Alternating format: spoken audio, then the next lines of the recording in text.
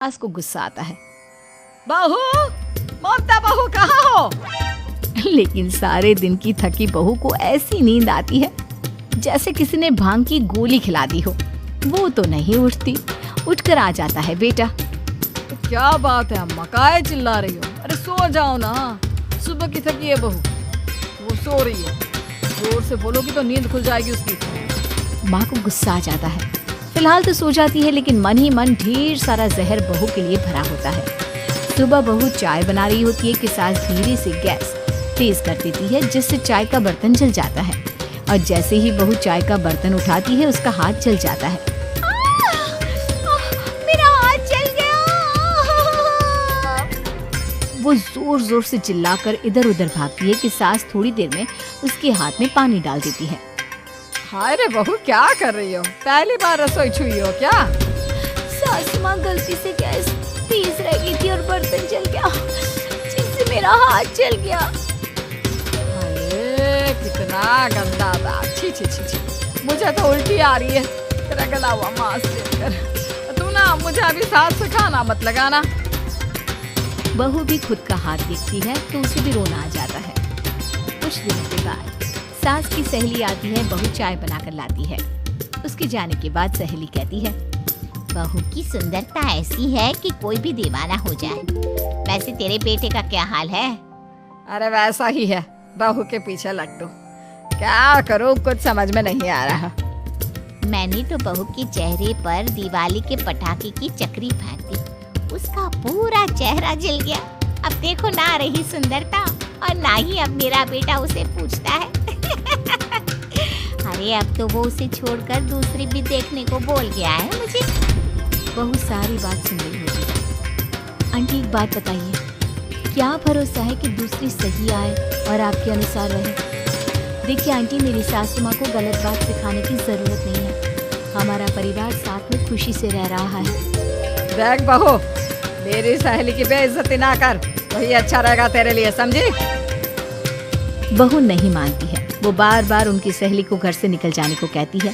तभी सास की सहेली पास के चूल्हे से लकड़ी लाकर बहू के चेहरे पर लगा देती है।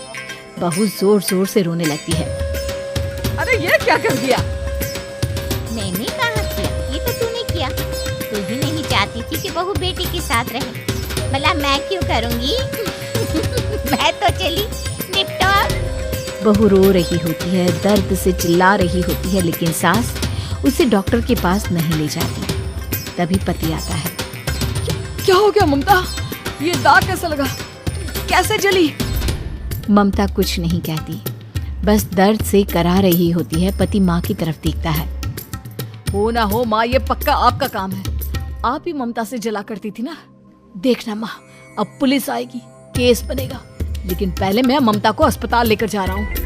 सभी अस्पताल जाते हैं, जहाँ डॉक्टर ममता की सास से कहते हैं, आपने तो नहीं जलाया ना बहू को? अब ममता की सास के तो पसीने छूट रहे होते हैं। वो घबरा कर कहती है, ना ना डॉक्टर साहब, कैसी बात करते हैं? हम क्या जलाएंगे अपनी बहू को? डॉक्टर ममता के पति से पूछते हैं।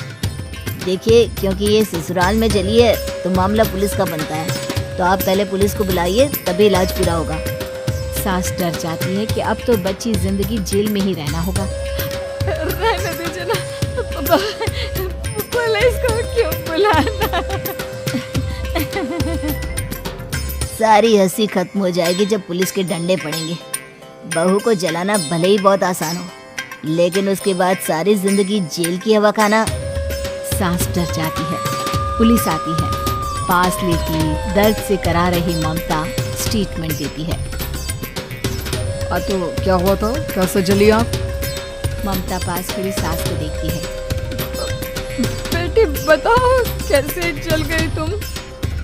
ओए, काका किरण वाली शाहरुख, चुप, बिल्कुल चुप। सास चुप। सभी इंतजार करते हैं कि ममता क्या बोलेगी।